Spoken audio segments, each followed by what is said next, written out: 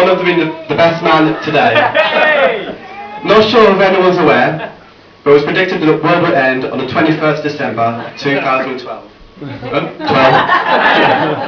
Unfortunately, that didn't come through for me. So I've definitely got to do this special speech today. It's certainly a nerve-wracking experience, so I sincerely hope you're all as drunk as me for the next 5 minutes.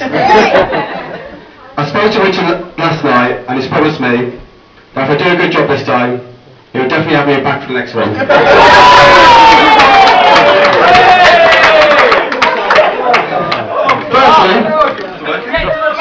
Firstly, oh, right. What was it? Which way? The bride and her filthy schlucks.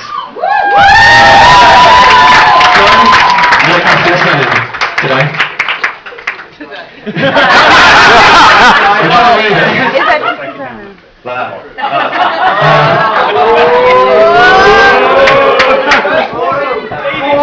The bridesmaids are also looking amazing today. Down a bit.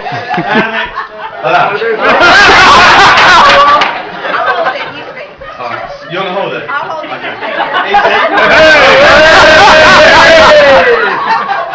Okay, the bridesmaids are also looking amazing as well. I've done a great job in helping Jo look as beautiful as she does.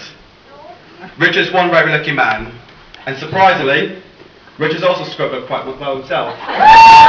One more. Even if pretty much copied my outfit.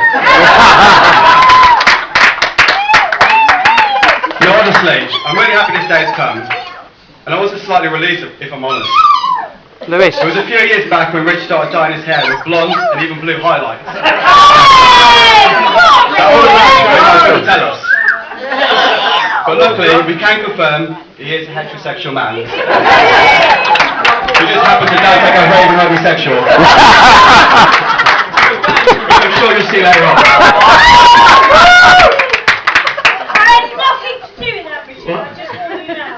Now, a little on how the bride and groom met. Rich first laid eyes on his gorgeous wife-to-be at St Mary Magdalene Primary School. During our younger years, surprisingly, Rich was the quiet one out of the two of us, and was way too shy to talk to girls. So I was had to act as a spokesperson. This definitely changed over the years. So it was in year 7, we went on a school trip to Granada Studios when two girls approached me, Jo Smith and Kate Heller. Both asked me if Richard would go out with them. He couldn't decide which one he wanted. So I had to go back to the poor girls and tell them which one I can't even say it. And tell them which one you decide at the end of the day. So throughout the trip, Rich had two girls showing off, flirting, basically selling themselves in order to be his new girlfriend. It finally got to the end of the day, and Richard made his decision. He chose Not me. Kate. That would tell Joey the bad news. So it wasn't for nearly another 10 years later when the love really started to blossom, and Rich and Joey bumped into each other again. This time drunkenly in a nightclub. There was an instant connection between the two of them, and I won't go into too much due to what else happened that night, but that's when the love story began.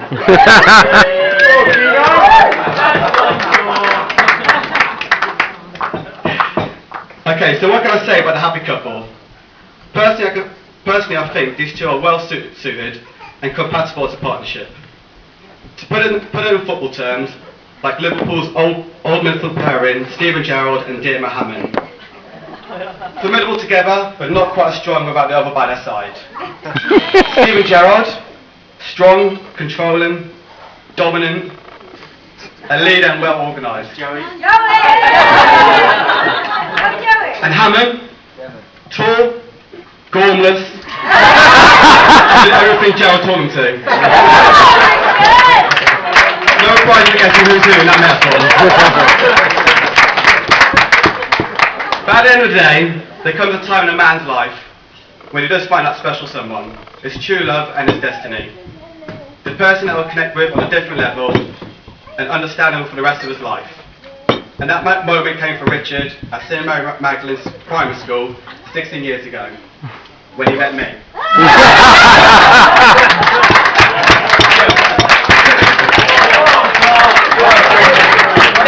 So me and Richard have grown up together since we're 11 years old, and I pretty much know him as well as anyone. Yay! One thing I've learned about Rich is he's probably the most accident-prone person I know, and despite his Irish roots, he's probably the biggest lightweight when it comes to alcohol. True, to be fair. Accidents that happened over the years include a TV dropping on his head at school, having to go to hospital because he ran into a bush and a twig went into his eye, and even a firework went through his bedroom window and he was featured on ITV News. Drunken highlights include pushing and trying to hit my dad when he was trying to drop us off after a heavy night out, and being crucifixed out of a club in Tenerife. But one drunken antic who really stands out for me, and that's Richard and Joey's second date.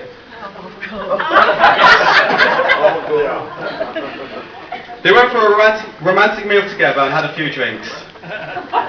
Richard was obviously a bit nervous and ended up having one too many to drink. I think he really wanted that extra stamina boost. But anyways, Joey's parents were away at the time, so they decided to take the date back to Joey's house.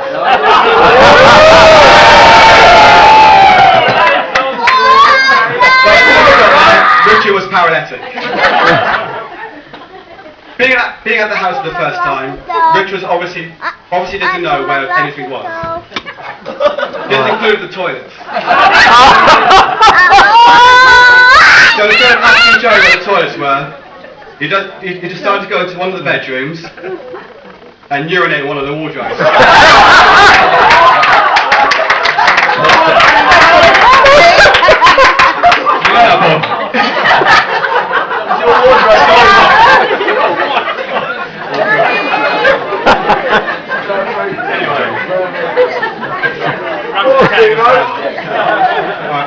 The one main difference between us is, unfortunately, Richard had to go and handicap himself by supporting Liverpool. With me being a Geordie and supporting a better team than Newcastle,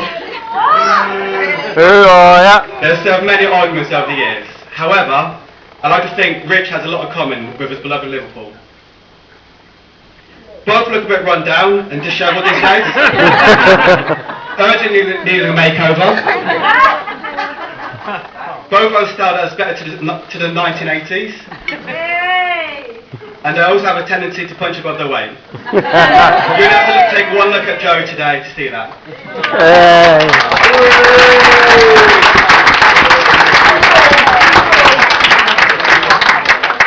Okay, the stag do. Now I know what everyone says, what happens on a stag do stays on a stag do. And that's why someone having a late night one-to-one with a French girl on the first night will stay with me till my deathbed. Wait, back Fraser.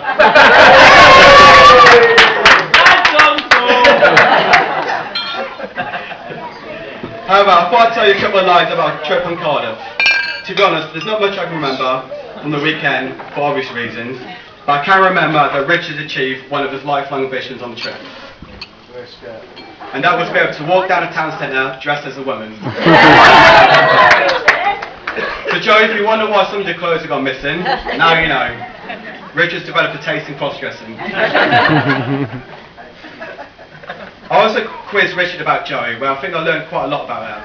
Her favourite food is cheese and tomato pizza. Her favourite film is High School Musical. She wants to be a teacher when she grew up, and she wants 4 kids. 2 girls and 2 boys. She even wants a mixed race baby, so I don't know how that's going to work.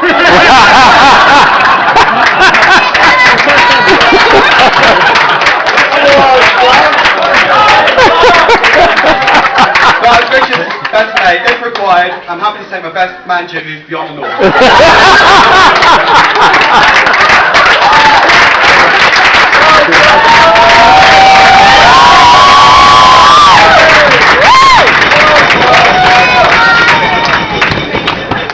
I also asked Joey one question. If you had to sum Richard, what would it be? Her answer was perfect. Really? Oh my God. And that's the thing, where pretty much everyone in this room would have gone for camp, lightweight, BFG, all for FIFA, all power, no accuracy at football. We've all got one ahead. But at the end of the day, Joe's found her perfect man, and in doing so, taking a huge bullet for all the single girls currently on the market.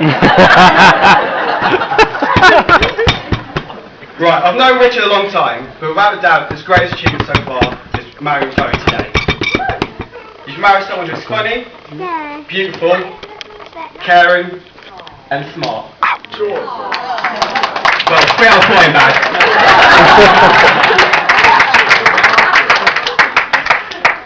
Richard, it's impossible to summarise the years I've known you in a 5-minute speech.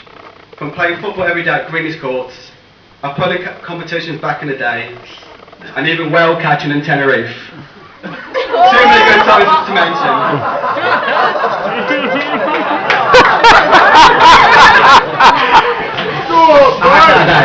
I've had it. So firstly, mate, on a level, I'd like to say thank you.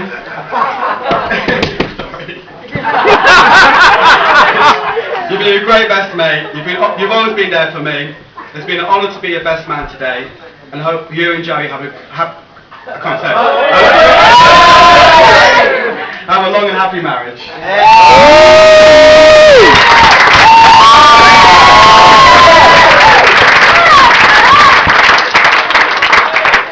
Although, there does appear to be some confusion where the happy couple have gone on a honeymoon. I thought they were going to America tomorrow, but apparently not. Speaking to Richard earlier today, it turns out they're going to North Wales. Or at least that's what I hope he meant when he said he's going to bang her all week.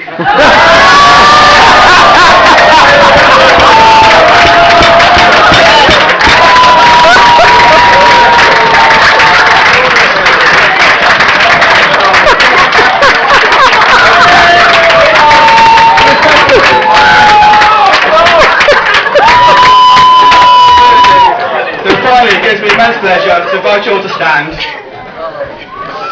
Stand up. Raise your glasses.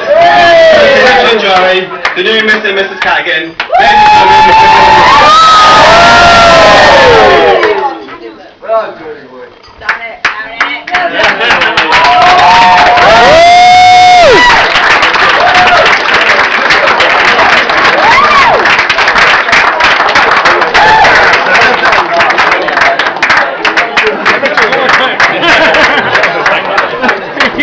Ladies and gentlemen, that concludes all the formalities of the wedding breakfast. He's still on. And who can remember why it was called the wedding breakfast?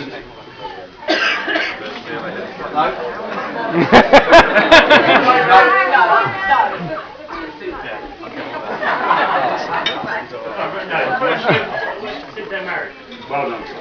Breakfast. You've won Toastmaster Ted. Toastmaster Ted is a very, very lucky Teddy. The more times you phone me, giving me work, the luckier you will be. Ladies and gentlemen, the day is fantastic as today is turning out to be. It doesn't happen overnight. It takes many, many months of preparation.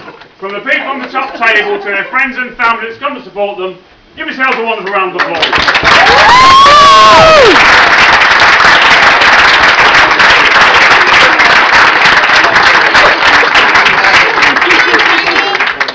Toastmaster, ladies and gentlemen, I'm very, very lucky. I travel all around the country working at 3, 4, 5 different venues every week, working with some fantastic businesses and some incredible weddings like today. One of the most interesting weddings is the Swedish wedding.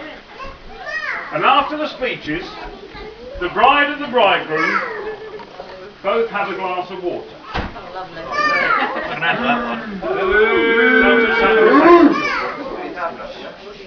And what happens, ladies and gentlemen, we all count 3, and whoever empties the glass first will always be known as head of the household.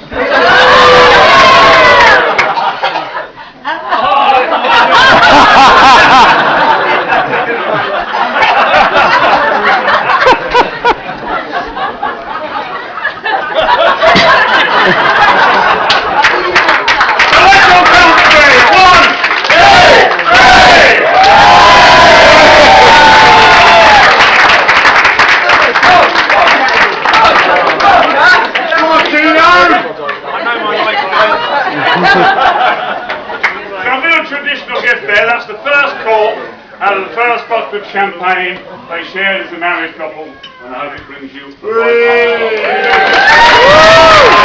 Ladies and gentlemen, your bride and bridegroom,